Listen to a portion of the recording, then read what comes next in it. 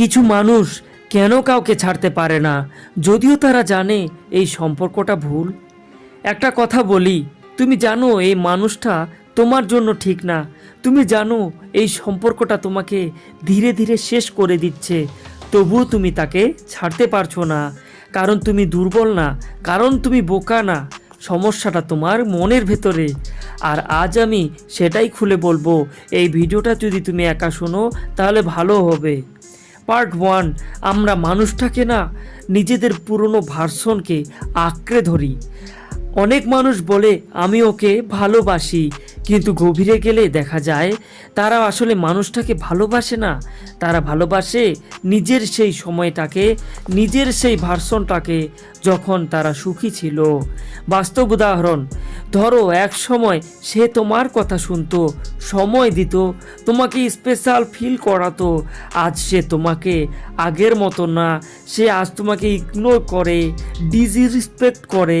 তবু তুমি তাকে ছাড়তে পারছো না, কারণ তুমি আজকের মানুষটার সাথে লড়ছো না, তুমি লড়ছো তার স্মৃতির সাথে। আমরা মানুষকে ছাড়তে পারি, কিন্তু নিজেদের পুরনো সুখী ভার্সনকে ছাড়তে পারি না, কথাটা মনে রেখো।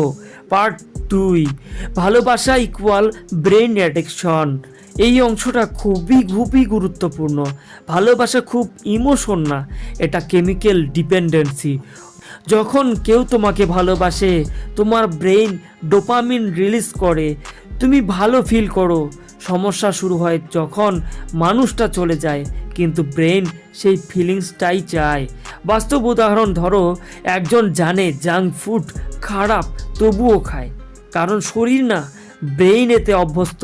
ঠিক তেমনই তুমিও জানো মানুষটা ভুল, তবুও তুমি তাকে ছাড়তে পারছো না। মনে রেখো, তুমি মানুষটার প্রেমে না, তুমি তার দেওয়া অনুভূতির নেশায় আসক্ত। পার্ট 3, আমরা হেরে যেতে ভয় পাই।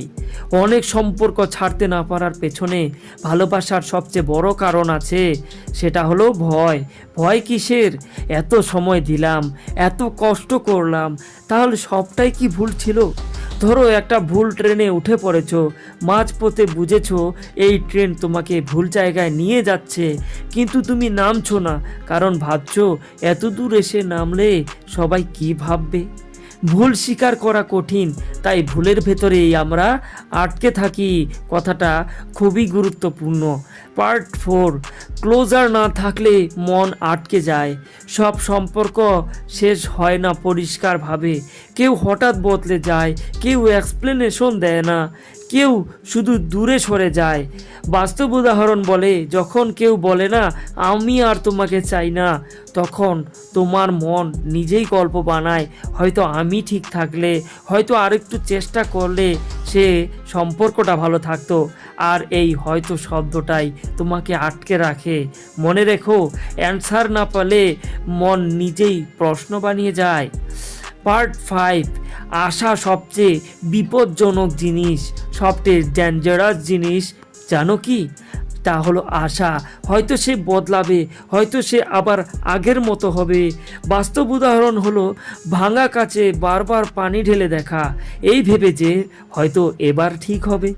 যেখানে রেসপেক্ট নেই, সেখানে আশা নিজের বিরুদ্ধেই কাজ করে। তুমি কেন বুঝছো না? পার্ট 6, ছাড়তে পারা মানেই হার না।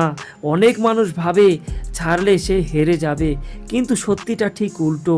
ছাড়তে পারা মানেই নিজেকে বাঁচানো, নিজের ফিউচারকে বাঁচানো।